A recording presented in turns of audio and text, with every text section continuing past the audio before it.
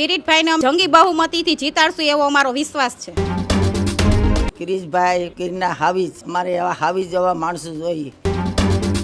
કેવો ઉમેદવાર જોઈએ છે કાકા તમારે? મારે કિરીટભાઈ પટેલ જેવો ઉમેદવાર જોઈએ છે.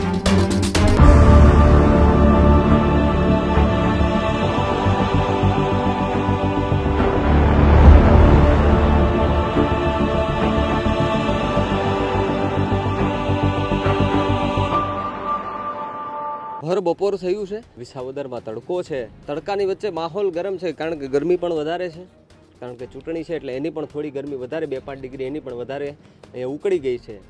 વિસાવદરની જનતાની તાસીર જાણવી છે કે વિસાવદરની જનતા આ વખતે શું કરવા માગે છે.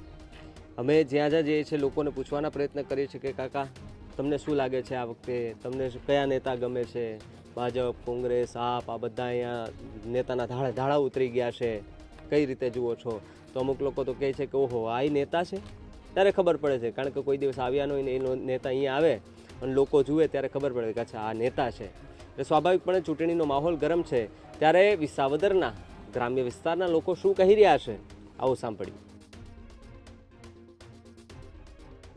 1200 રૂપિયા મહિને મળે છે તો મારે કોઈ હમો લાંબો હાથ કરવો નથી, એટલે મારે કિરીટભાઈને જ જીતાડવાના છે. ભાજપને જ અમારે આગળ લઈ આવવાનું છે. કિરીટભાઈ પટેલને જ મત આપશું, કેમ કે એને જ વિકાસના બધા કામ કર્યા છે, એટલે એને જ જીતાડવાનું. સુવિધાઓ ગામમાં બધી છે, હોસ્પિટલ છે, બેંક છે, પછી પાણીના ટાંકા બને છે, રસ્તાઓ પાસ થઈ ગયા છે, બધી સુવિધાઓ છે. ભાજપે અમારું ઘણું કામ કર્યું છે એટલે અમને એનો વિશ્વાસ છે, એટલે અમારે એ ભાજપ જ જોઈએ છે. ચૂંટણીનો માહોલ ભાજપમાં કિરીટભાઈ અમને વધારે સારું કામ કરી આપે છે, એટલા માટે અમે એમને જ મત આપશું. અને ગીરનો સાવજ જ જોઈએ છે એટલે કિરીટભાઈ જ જોઈએ. અને 10 લાખના કાર્ડ પણ એ લોકોએ જ અમને કરી આપ્યા છે, એટલે અમને બહુ સહાય આપી છે. એટલા માટે કિરીટભાઈ જ જોઈએ, ભાજપ જ જોઈએ. આરોગ્ય કેન્દ્ર છે, પછી બેંક છે, પછી આયુર્વેદિક હોસ્પિટલ છે, સહકારી મંડળી છે, બધું છે અમારે. અને પાણીના ટાંકા પણ અમારે ત્યાં બને છે, નર્મદાનું પાણી બધાય ગામડે પહોંચાડવાનું છે. અને મેઇન અમારે જે અહીંયા પાણીના ટાંકા બને છે ત્યાંથી અહીંથી જ વિતરણ થવાનું છે 10 ગામને, ઓછામાં ઓછું 10 ગામને તો થવાનું જ છે. તો એનાથી કંઈ આગળ વધે તો કંઈ નક્કી ન કહેવાય.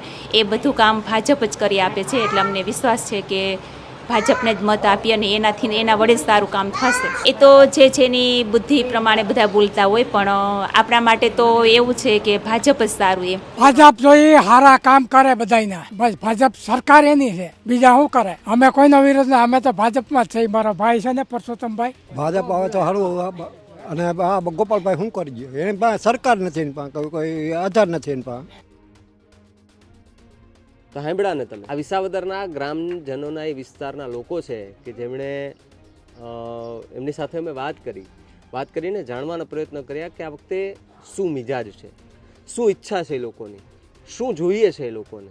સૌથી મોટા સવાલ, કારણ કે વિસાવદર અને વિકાસ આ બંને અલગ પડી ગયા છે અને એને ભેગા કરવા માટે આ વખતે લોકો શું કરશે એ તો લોકોને ખબર છે કે જ્યારે મતદાન કરશે અને જ્યારે પરિણામ આવશે તો ત્યારે જ ખબર પડશે. પણ અખતરો કેટલો મજબૂત થાય છે એ તો વિસાવદરની જનતાએ નક્કી કરવાનું છે.